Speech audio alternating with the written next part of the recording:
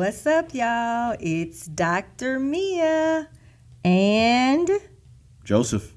at Me Bella Wellness Center, and we are super excited to bring to you Ageless Vitality, our podcast specifically for men and women who are experiencing the midlife journey and trying to matriculate through it without aging, feeling good, looking good, maintaining healthy relationships. And today we're going to talk a little bit about how we change as we age and mature, including that thing, the pause that we all talk about. Men go through it and women go through it. The pause is known as perimenopause or menopause, however you want to describe it. Basically, it's a normal part of life, and we expect that it will happen because it's just a part of life, but we don't necessarily feel good, and we haven't really been talking about it for a long time. So that's what I was talking about before. Like, I've been watching a lot of specials, a lot of the people, Oprah Winfrey, Halle Berry, everybody's talking about this pause thing, this midlife journey, and how when our hormones change, some really crazy things can happen to both men and women. And so the other thing that we never really talk about at all is the pause for men, which we call what, Joseph? Andropause. Andropause. So we're going to talk about the pause and basically the midlife journey and relationships for single women, for single men, and for people in relationships, and how menopause can actually affect your life as you travel through this journey of life. So, where you want to start? Let's talk about it. Because we didn't used to talk about it, so I think that's the biggest deal right now. We talked about it. It's just more popular in the public sector now. Before, and when my mother was going through menopause, people didn't really talk about it. I remember she was having a few hot flashes. I remember her mood changed. I remember the other women around me, my friends' parents were going through the same thing, but nobody really had the conversation that something was going on. It was just kind of that you expected that, you know, your mom may be a little bit more moody. She got hotter. The air was turned down in the house more, so everybody was cold in the wintertime and the summertime. We noticed that she was probably gaining weight. She didn't say things as nicely as she used to all the time. A lot of people were starting to notice me when during that time my parents were going through a divorce. My parents divorced when I was 16. So let's see, my dad was, 16 plus 30 is what? Yeah, so that's about in the 40s. So when they went through their divorce. But we never talked about it. So I'm just excited that we are having a conversation to know that these are normal things that happen in life. Your hormones can change, and as a result, it can make you feel different. It can give you different experiences sexually, mentally, emotionally, and physically. And we just want to talk a little bit about that so that everybody knows this is a common thing that happens. There are some things we can do about it, but you're not alone if you are experiencing a lot of different symptoms when you enter that 35, 40, 45, 50, 55, 60 age range. Okay. So I guess my question would be, from a male point of view, that you brought up when my mom probably was going through menopause. How was it treated then? Or was it treated? So a lot of people... Well, I would say it was treated then, because when I was in training and residency, we probably spent about a week of a rotation out of my 4-year residency. When I was in medical school, we probably spent a week on the conversation of women's hormonal health. And I am a gynecologist by training. Right. But we probably spent a total of 2 to 3 weeks to actually train how to treat women. You know why? Because then there were a lot of male doctors, and what they said was this is a normal part of aging. So when their patients told them that they didn't want to have sex anymore, they were like, oh, yeah, you know, that's just normal. You just lay there, do what you got to do. It's a part of life for you to lose the desire to have sex. It's a part of life for you to be more tired. It's a part of life for you to gain weight. It's a part of life for you to want to eat the sweets more.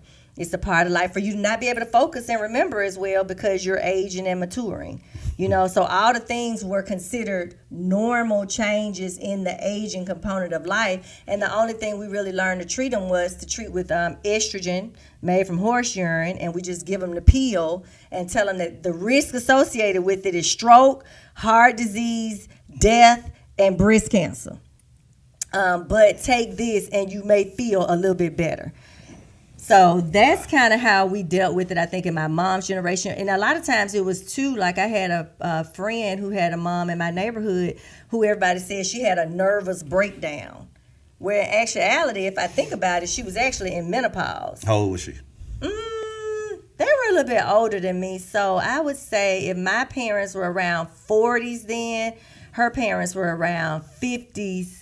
Early 60. Okay. So still in that kind of older. Yeah, they were a little bit older, but I do remember. But still, I mean, just seeing what we see now, I can see how that could be associated. Yeah. You know what I'm saying? You know, because things are changing so drastic, and it's not, like you said, it's not really a conversation that people have.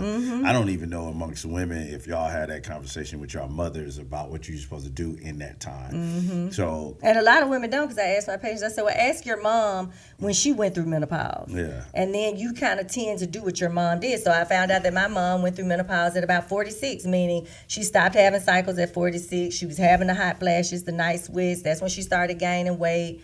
But she had a lot of responsibility at that time, so she had to work. She had to do all the things she had to do to get by. So she didn't really have time to sit up and focus on how she was actually feeling. Right. So I think we're in a different space in general compared to our parents, because we can actually sit and think how we feel, if our jobs make us happy, if we are being more stressed out, what can I do to change my workday schedule? But for our parents, they worked for somebody and they did what they had to do to get by. So they really just didn't have time to even have a conversation, I think. Well, our parents are built different. Built very differently. Yeah, we're soft. We're soft, yes, because they paved the way for us not to have to deal our with all the stuff they had to deal with. Our parents would work 7 days a week and not complain. Yeah, my mama worked literally three jobs. If they did complain, we wouldn't know it. Right. All we know is we had a house to live in, and some food to eat, and clothes, and 2 pair of Levi's. No, my mama worked.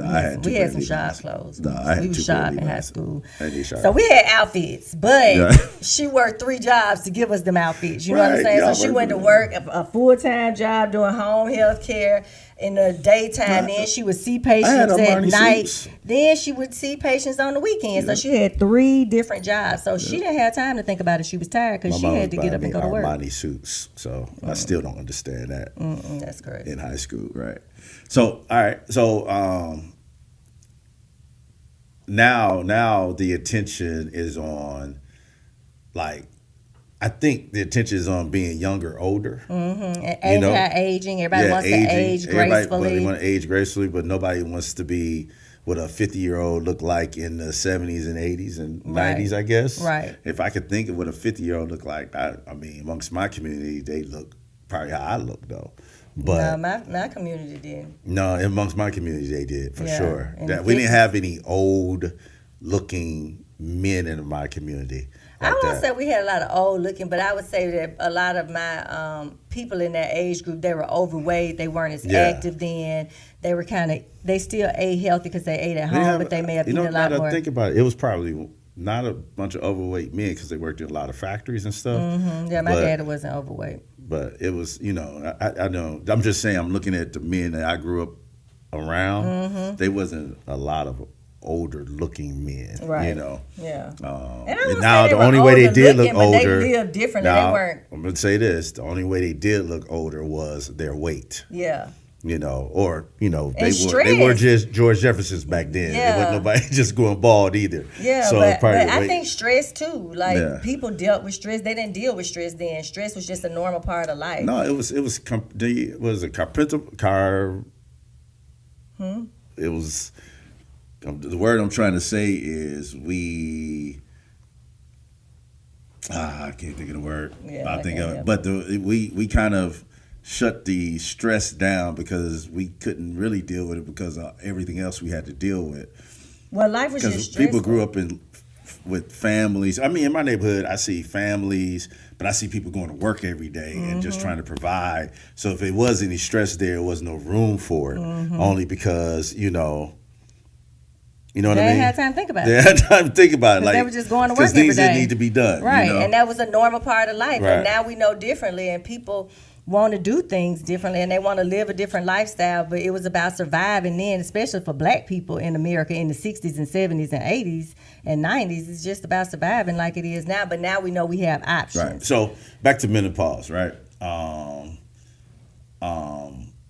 What I was going to ask you was, so back then they dealt with it just by doctors prescribing horse urine and give them a little estrogen and a little progesterone, and hopefully it'll help you sleep and help with your hot flashes. But did that really work though? No, it didn't. That's what put me on the whole because I'm trying to figure journey out, to find out what works. People still went through. I have not heard anybody say I felt better through menopause.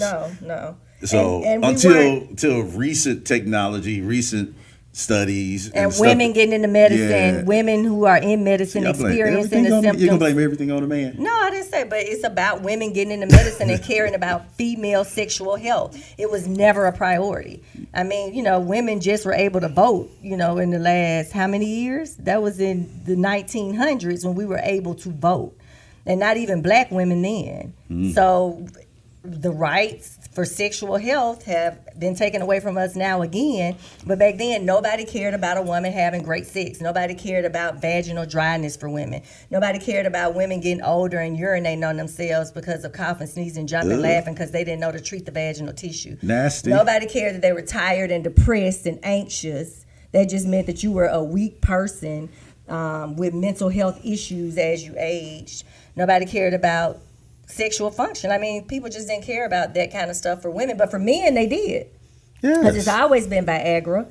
They have all kinds of testosterone options for men. Insurance usually covers it, so it just wasn't a priority for women to feel good and age well and have great intimacy and sexual function. It's become a priority since women got in medicine. Because that's nasty, and y'all don't do that. Joseph, let's not be stupid. No. What? I'm just saying. That was the reason for that. Oh, because they taught us that sex it's nasty was a bad and y'all thing. don't do that. And then they taught us that sex was for men. Yeah, exactly. I'm like, what are you talking about? I mean, we have a conversation, right? I thought you were saying that's nasty. I don't know what I thought you were saying, but yes, that is exactly why. Nobody taught us that sexual health is important for a woman's wellness. And nobody said that women who have orgasms regularly live about 5 years longer than women who don't. Yeah, that's because we die first. Nobody talked about for men even back then that it decreases your risk of a recurrent heart attack for you to have regular intimacy. But the problem. So why did so many of us die of heart attacks then? Because that's the number one cause of death in America. So heart men attacks, stop having sex? But it's cardioprotective to have sex. So are men stop having sex at one point? Yeah, a lot of men do because they don't function well. They get erectile dissatisfaction. They don't go to the doctor and get it treated, especially black men. They don't go get their testosterone checked and get their testosterone pellets because they're going through the pause. So let's go back to menopause. When women are going through that today, 2025. Welcome to 2025.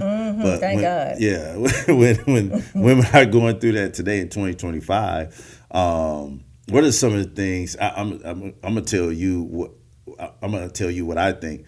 But what are you hearing of some of the things that's happening in households that's affecting the relationship when it comes to women going through menopause or peri or hormonal changes, right?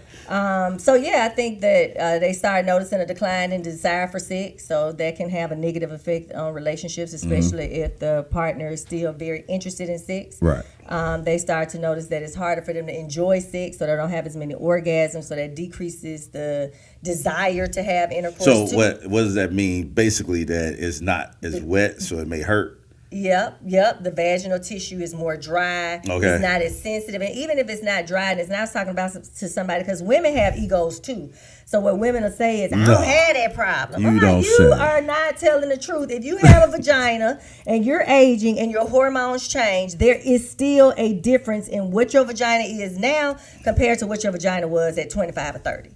Like age, trauma, sex, walking around, gravity, everything changes. Yeah, so I mean, your body age, so changes, that's your age, right? And then you're not sleeping anymore. Now, it's most different. most definitely a difference in the hard on. Yes, from a man in their 20s right, to a man in their right. 50s. So, okay. And even for a man that's doing everything that he needs to do to have the best sex that he can have, it's still a difference. You still have to do more. Yeah. Like, when you was 20, it's easy. Right. You know, you just think about sex and you just have couple sex. times. Right. Yeah. But it's not that easy for everybody as you age and mature. No. And since about 50% of men experience erectile dissatisfaction by the age of 50, that's a whole lot of men that are noticing a difference in sex. And that's a whole lot of women that are being affected by their difference.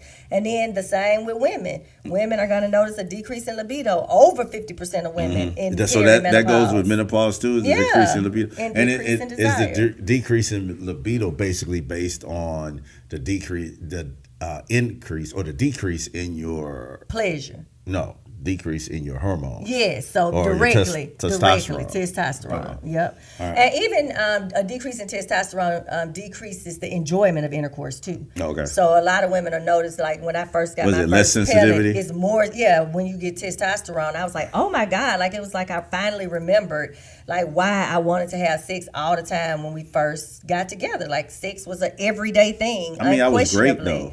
Yeah, I mean, and you were, and you still are, but I don't have to have sex every day now. You're too old for that. Right. It's tiring. Nobody has time to do that. Trying to do that. Now, we do have a 3-day rule where we can't go 3 days because we do know the importance of intimacy for any relationship. Yeah. And I'm trying to protect my heart. That's the reason why I do it so much. Right. I'm trying to protect my heart. Right. I'm trying to keep you healthy. Keep me healthy. And active. Yeah. It's kind of like red wine. You need a little red wine. I'm trying to live longer than you. You need some great hot sex. That's all I'm trying to do. And then you're going to stay feeling young. I'm trying to live longer than you. That's all.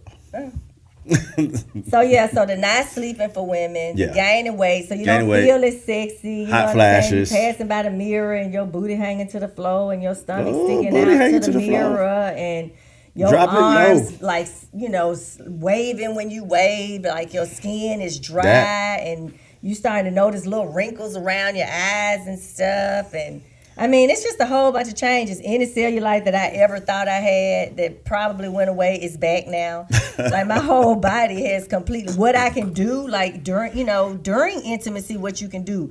We have to stop sometimes. I mean, not stop, but we got to switch positions because my legs got a cramp in it. Oh. I try not to say it in the middle of sex because it really kind of damages the mood. Like, hold up, cramp. Nah, I'm saying that. But sometimes we have to stop. I didn't ever have to stop for a cramp in my 30s. I never had to stop for a cramp. Stop. Never. Right in the position. I don't. It depends. God. It depends on where I am in the X. I can't ignore a cramp. If I'm like right there. I try. But just saying, the differences in the bodies. You know what I mean? Absolutely, 100%. The changes in your body, the aging body is different. It does not work the way it used to work. It doesn't work the same. So we got the hot flashes. We got, the hot flashes is something else, though, because. And they not sexy, y'all. Y'all, that is not sexy for y'all to be walking around with that fan. If we don't have that fan on in that room, right? Your side of the bed would be and that's the night. But I'm talking about all these women that think it's cute getting all these cute fans and they walking around because they sweating. We should have went into that business. Yes, we need to get some fans. No, we don't want fans. We don't want our patients. We want fans, but there's a lot of people walking around like with this. With their fans. And it's so funny when we go to conferences and we see people with those fans. I'll be like, you need to talk to Dr. Mia. Right, I'm like, that is not sexy. Because it's literally freezing in here. Letting everybody know you in the pause. You don't want everybody to know when you hit menopause because you can't sit there and it's freezing outside and you got a fan in the wintertime. Right. That's not normal. Crazy, yeah. So the hot flashes and the night sweats. Night sweats. So you like trying to sleep, you in a good deep sleep. Oh, she and freezes you wake me out, up because your whole side of the bed is soaking wet. And your pajamas wet, which is why I don't even wear them anymore. I mean, and then you got to interrupt your sleep. So you woke up, so now you got to go pee. Because you woke up and you were woman with a urethra and a vagina. And so then you go pee and then you try to get back in the bed. You got to change your clothes. Yep, you got to take those clothes off. Then you got to put a towel on the bed because now your bed is drenching with cold water because the sweat has gone away. And so still now that fan is blowing. And then your husband then put his CPAP on. And you trying to go back to sleep, and you done woke up because he was snoring because he didn't put the CPAP on. After y'all just had a great night of great intimacy, he decides that it's a good idea to go to sleep without the CPAP. So now you got to wake up, you got to push him, tell him he gonna get an attitude and tell you he ain't really sleep. You know, like all the things that go with menopause and changes in hormones. That ain't got nothing to do with menopause. Then you wake up tired. CPAP ain't got nothing to do with the damn menopause. But your significant other is more likely to need a CPAP in their 40s and 50s. Now, my husband... You need a CPAP. I do not snore like that. You snore. You do. You be... That is so nice. That is a lie. He is so lying. He does that.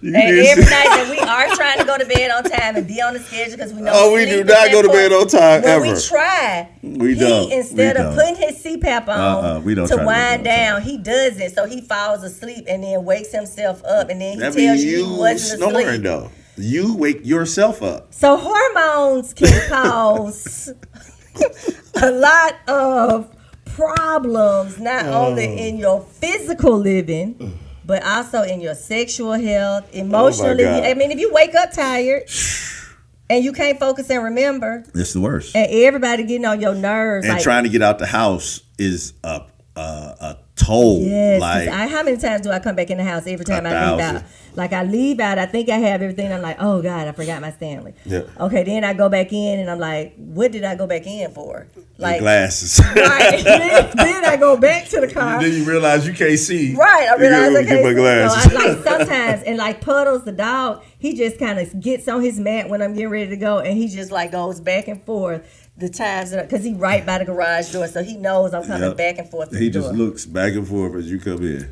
Yeah. So the pause for women. Now let's talk about the pause for men, because I think the other big concern is that men don't really think that they go through andropause. No, we don't. We're they perfect. Don't think they go through the midlife crisis that men go through. Is that andropause? No, it's buy a vet.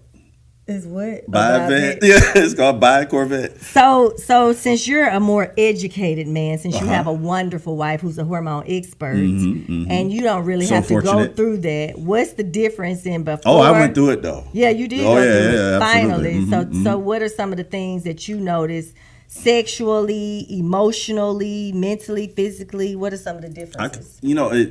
For me, I just know my body. You know, I've been a physically fit person most of my life. So when I start gaining weight out of nowhere and couldn't really lose the weight, I know that was one of the things. But it was, just everything else. I mean, I look at life different. So, I take it as it comes every day. But when it comes to just being exhausted, that was not just a little tired. Yeah, just exhausted all the time.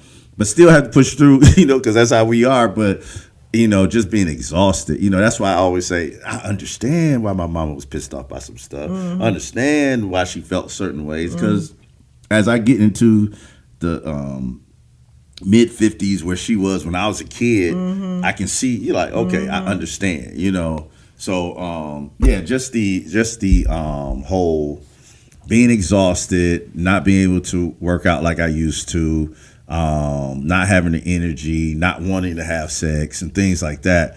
That was different. Brain fog didn't come until later for me, but it's not even bad now, but it's like, you walk into the room and you like, what did I just come in here for?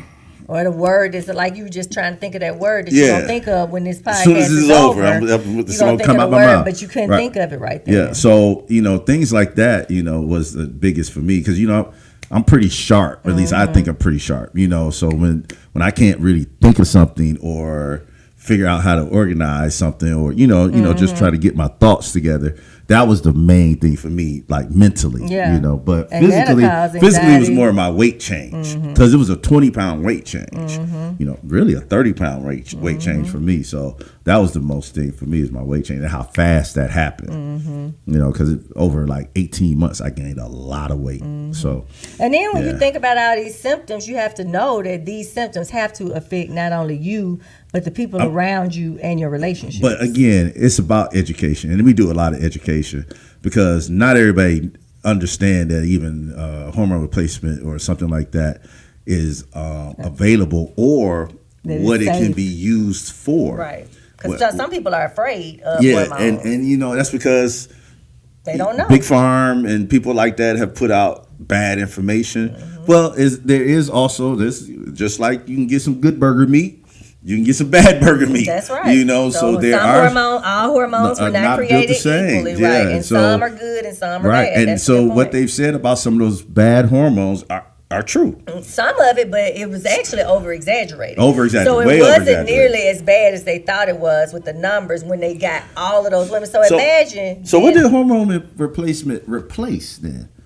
Like estrogen? Yeah. So like the use of estrogen, because we still use it in some cases. No, so hormone replacement therapy used to be estrogen and progesterone. Okay. And that's pretty much it. Nobody talked about testosterone. So testosterone is the forgotten female hormone. Okay. And they just took a pill by mouth, and that was the pill that was studied that increased so many risks. I guess my question is, in the 80s, in the 70s and 80s, what were doctors prescribing for? That's what I'm saying. Estrogen and progesterone. So hormone replacement therapy, has it replaced the use of estrogen? No, we still use estrogen. So we still do hormone replacement therapy with estrogen, progesterone, but the most important one is actually testosterone, and that's the one that they weren't using. You've added testosterone to the treatment that people were getting before. Exactly. And that's what makes the difference. And most people weren't getting it, even though it was a few doctors who were, cutting edge. It was a doctor here, Dr. Bladeau. In Birmingham, Alabama, who believed in treating his patients with hormone therapy. And when he retired, I got a lot of his patients. And I saw the difference in the women who were on hormone replacement therapy from the time they hit perimenopause. They lived differently. They were more active. They, were still sexually active. They were older women. That looked great. Yeah, they were older women too. They weren't your normal 40s and 50-year-old women. They were 60, 70, 80-year-old women. Without a lot of chronic disease too. Right. And so then we, were seeing his patients, they were doing creams. He had started doing pellets, but then it was time for retirement, and so that's when we brought this whole pellet game in, which is where they go in the subcutaneous tissue, and you just feel so much better. What did he tell you? He said, if you're not treating women with pellets, you are doing them a disservice. You are doing a disservice to your patients, not offering them hormone pellet therapy. You are appreciated, that life changing. Yeah, but that wasn't Dr. Bladeau. Who was that? That was a man that I met at a GYN conference who was probably 75 or 80 years old. Oh, wow. But of course it wasn't in the South, because, in the South, we real not cutting edge. It was in the Midwest. And so that's where I got my love and appreciation from holistic medicine and natural medicine, like bioidentical hormone therapy. All right, so back to the household now. So everybody in the household crazy, Hot, cold. Hot. We're eating nothing.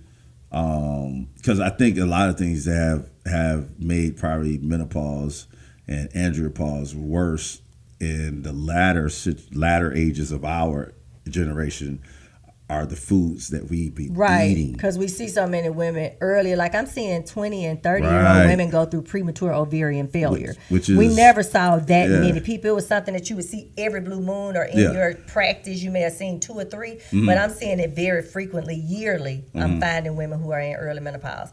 So at home, I was going to ask you this. So at home, what can we do to kind of, real quick, what can we do to kind of help ourselves in those situations, even if we're not doing hormone replacement therapy? But I know hormone replacement therapy is helps, but living a healthy lifestyle. Okay. So in order to fix a lot of these symptoms, my ladies who exercise regularly, who eat a healthy diet, who don't have a lot of additives and preservatives in their food choices, they stay active, they go to the doctor, they do their preventions and their screenings, they maintain a healthy blood pressure. At the end of the day, those are the things that need to be done so you can have the best experience possible through the journey.